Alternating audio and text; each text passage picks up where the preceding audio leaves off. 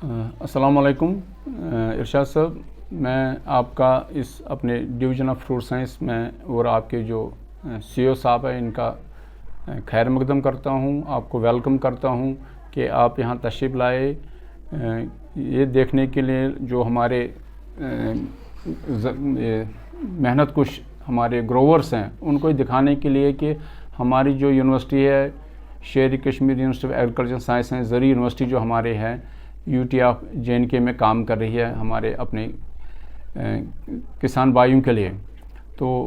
इसके लिए मैं आपका शुक्रगुज़ार हूँ कि आप जो यहाँ तशरीफ़ लाए दिखाने के लिए कि हम किस तरह अपनी रिसर्च और ऑर्चर्ड्स मैनेजमेंट टेक्निकली और टेक्नोलॉजी का पूरा इंटीग्रेट करके हम इसको कैसे जो हमारा मुद्दा तो मकसद है हमारी प्रोडक्टिविटी और इसकी जो इकनॉमिक सस्टेनेबिलिटी, ताकि जो हमारा ज़मींदार है वो इकनॉमिकली सस्टेनेबल बने और जो हमारी जो फ्रूट इंडस्ट्री है ये एक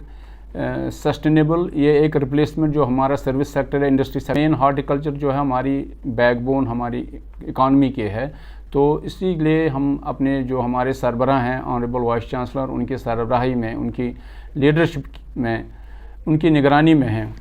तो उनकी भी ये एक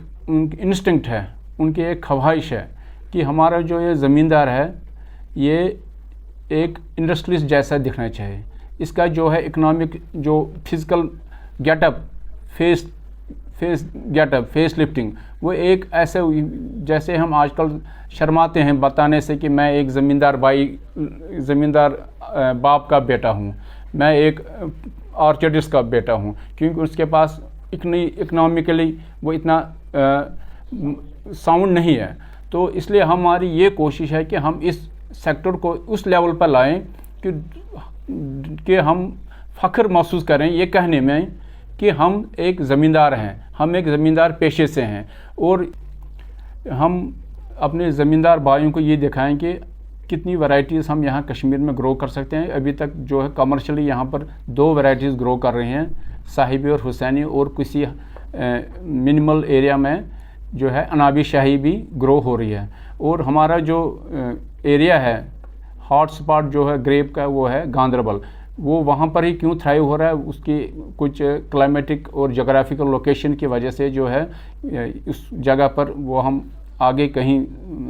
आराम से बात करेंगे क्यों ही वहाँ उस जो हमारा जो अंगूर की काश्त है वहीं पर क्यों ज़्यादा वो सफल है, वहाँ पर क्यों वो सक्सेसफुल है, उसकी वो अलग हम बात करेंगे।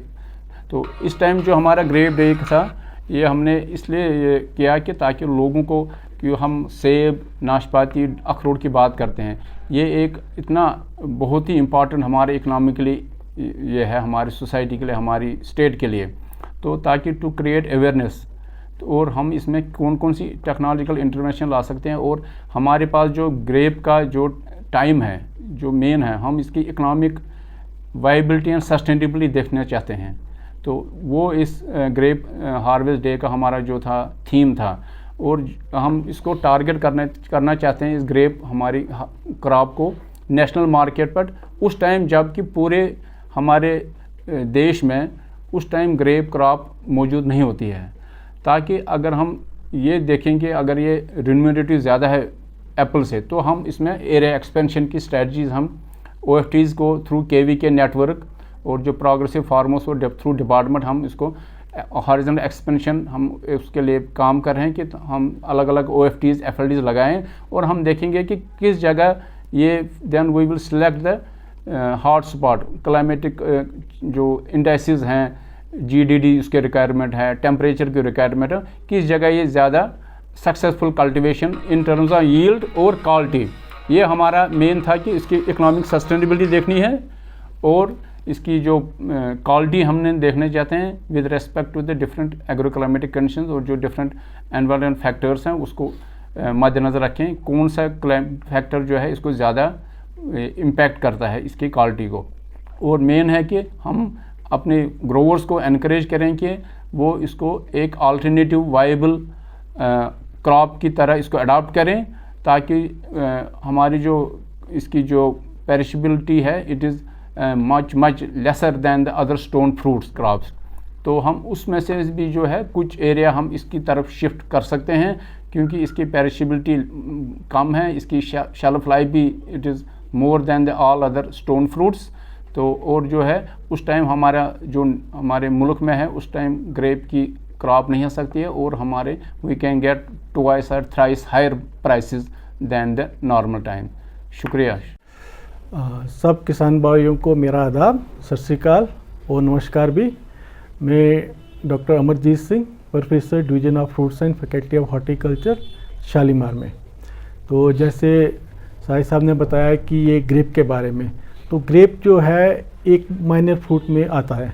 जिसके बारे में अभी लोगों को इतनी जानकारी या इल्म नहीं था। तो अब जैसे दिन ब दिन लोग चेंज चाहते हैं, तो हम एप्पल में भी एप्पल को बदल के ग्रेप के साथ या दूसरे किसी फ्रूट के साथ इसमें बदलाव ला सकते हैं। और आने वाले समय में ग्रेप जो कश्मीरी ग्रेप है ये एप्पल को भी आमदन में पीछे छोड़ेगा,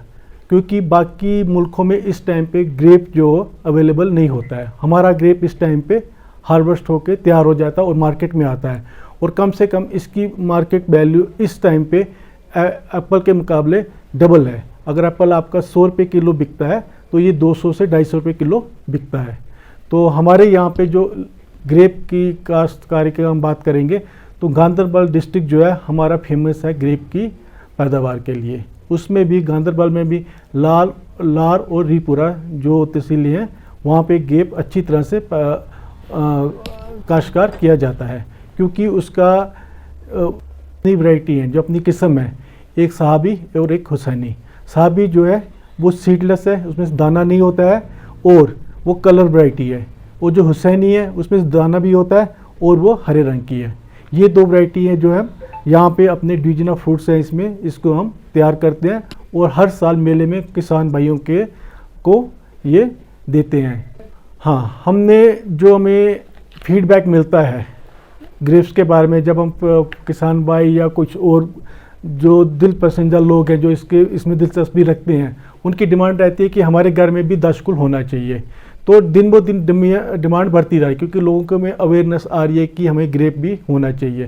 तो जैसे आपने बताया कि पुलवामा हो गया, हमारा बडगाम हो गया, या फिर अनंतनाग डिस्ट्रिक्ट हो गया, वहाँ पे भी हम इसकी पैदावार कर सकते हैं, पर कि आपको जो टेक्नोलॉजी है वो अडॉप्ट करनी है। तो इसमें क्या है कि हमें अलग अलग ट्रेनिंग सिस्टम इस्तेमाल करने पड़ते हैं। किसान भाई को पहले आर्चर्ड ब्लॉक बनाने से पहले ये डिसाइड करना है कि वो कौन सा ट्रेनिंग सिस्टम इसमें लगाएगा, उस हिसाब से ये इसकी प्लांटेशन वो करेगा। Thank you sir.